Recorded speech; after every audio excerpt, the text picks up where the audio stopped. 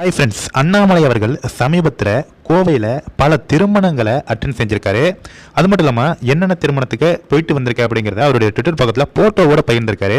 அதை தான் இப்போ நம்ம பார்க்க போகிறோம். ஃபர்ஸ்ட் வந்து பார்த்தீங்கன்னா, கோவை பாஜகவுடைய கோவை மாநகர முன்னாள் மாவட்ட துணைத் தலைவர் அண்ணன் திரு மோகன்ராஜ் அவர்களுடைய இல்ல திருமண விழாவில் கலந்து கொண்டு மணமக்களை வாழ்த்தியதில் மிக்க மகிழ்ச்சி அடைகிறேன். புதுமண தம்பதியாக இணைந்திருக்கும் செல்வன் வி பிரசாந்த், செல்வி எஸ்.எம். ஸ்னேகா ஆகியோருடைய இறைவனின் அருளோடு வாழ்வின் எல்லா மகிழ்ச்சியும் வளமும் பெற்று வாழ வாழ்த்துகிறேன் அப்படின்னு அந்த திருமணத்தில் பங்கேற்ற அண்ணாமலை அவர்கள் அந்த போட்டோவோட இந்த வாழ்த்து செய்தியை பகிர்ந்திருக்காரு. அடுத்தது பார்த்தீங்கன்னா, அதே கோவையில் காலையில் பாஜகவுடைய முன்னாள் பெரிய நாயக்கம்பாளையம் நகர் மண்டல தலைவர் சகோதரர் செல்வன் எஸ். மகேந்திரராஜ் மணமகள் செல்வி ஆர். நந்தினி என்கின்ற சந்திரகலா ஆகியோருடைய திருமண விழாவில் கலந்து கொண்டு மணமக்களை வாழ்த்தி மகிழ்ந்தேன்.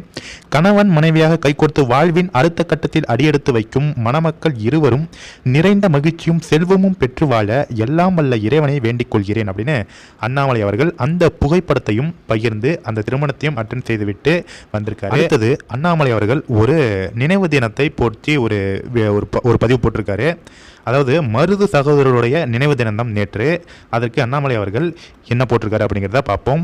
இந்திய சுதந்திர போராட்டத்தில் தங்கள் உயிரையும் துச்சமென நினைத்து தேச விடுதலைக்காக போராடிய மாவீரர்கள் மருது சகோதரர்களுடைய நினைவு தினம்தான் என்று தமிழகத்திலிருந்து ஆங்கிலேயர்களின் ஆட்சிக்கு எதிராக முதல் போர்க்குரல் எழுப்பிய மாவீரர்கள் மருது சகோதரர்கள் ஆங்கிலேயர்களுக்கு எதிராக அவர்கள் பிறப்பித்த ஜம்புத்தீவு போர் பிரகடனம் என்றும் அவர்கள் வீரத்துக்கு சாட்சி. ஆங்கிலேயர்கள் கைப்பற்றிய சிவகங்கை சீமையை மீட்டு ராணி வேலுநாச்சியாரை மீண்டும் அரியணையில் அமர வைத்த பெருமைக்குரியவர்கள். வீரத்தில் மட்டுமல்லாது ஆன்மீக திருப்பணிகளிலும் சிறந்து விளங்கியவர்கள். காளையார் கோவில், மானாமதுரை, திருமோவூர், குன்றக்குடி என பல ஆலயங்களை புனரமைத்தவர்கள் இவர்கள். மாவீரர்கள் மருது சகோதரருடைய வீரத்தையும் தியாகத்தையும் போற்றி வணங்குகிறோம் அப்படின்னு அண்ணாமலை அவர்கள் மருது சகோதரருடைய நினைவு தினமான என்று அவர்களுடைய புகழை போற்றி அந்த ட்விட்டர் பக்கத்தில் அவருடைய அந்த பதிவை போட்டிருக்காரு. தொடர்ந்து திருமணங்களை முடித்துவிட்டு அண்ணாமலை அவர்கள் கோவையில் அவருடைய வேலைகளை பார்த்து கொண்டிருக்கிறார். கண்டிப்பாக இந்த வீடியோ பார்க்குறவங்க எல்லாருக்குமே ஷேர் பண்ணுங்க ஃப்ரெண்ட்ஸ். தேங்க்யூ.